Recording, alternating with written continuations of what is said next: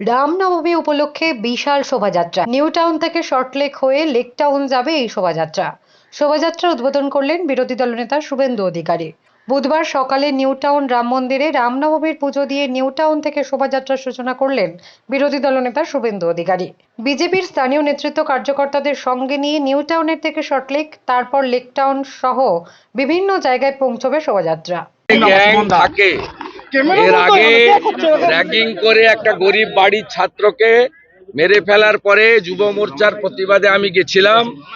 আমাকে কিভাবে গাড়ির সামনে এসে মাওবাদী পরিচয় দিয়ে আক্রমণ করার চেষ্টা হয়েছিল আপনারা দেখেছেন, দেখিয়েছেন। স্বাভাবিকভাবে এই রাষ্ট্রবিরোধী, সংবিধান বিরোধী, ভারত বিরোধী টুকরে টুকরে গ্যাংকে মমতা ব্যানার্জির আশ্রয়ে প্রশ্রয়ে ওখানে পালিত করা হচ্ছে। আর এই কাজে মমতা ব্যানার্জির দোসর হচ্ছে সিপিএম, যাদের ঠাকুরদা, জ্যাঠা, দাদু সবাই চীনে থাকে।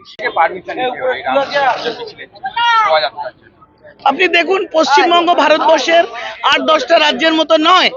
পশ্চিমবঙ্গ একটা রাজ্য যেখানে আইনের শাসন চলে না, শাসকের আইন।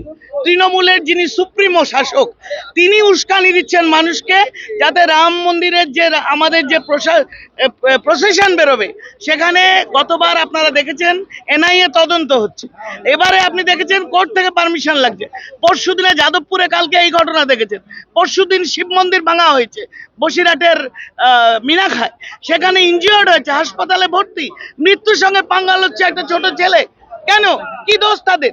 তারা রাম নামের জয় শ্রীরাম বলছে, তারা মন্দিরে যাচ্ছে, তারা সনাতনী। এই দোষে কারুকে যদি কোনো সরকার, পুলিশ, প্রশাসন আঘাত করে, সেই রাজ্যের মানুষের ভবিষ্যৎ কি কল্পনা করতে পারে? তাই মানুষ ঠিক করে নিয়েছে আজকে রামের শাসন চলবে, সুশাসন চলবে, পেটে ভাত, মাথায় ছাদ এবং রাজনীতি মুক্ত প্রশাসন, দুর্নীতি মুক্ত পুলিশ। এই চায় মানুষ, আর কিচ্ছু চায় না। নিজের ভোটটা নিজে দিতে চায়। জয় Shri Ram. Bureau report, D Bangla news.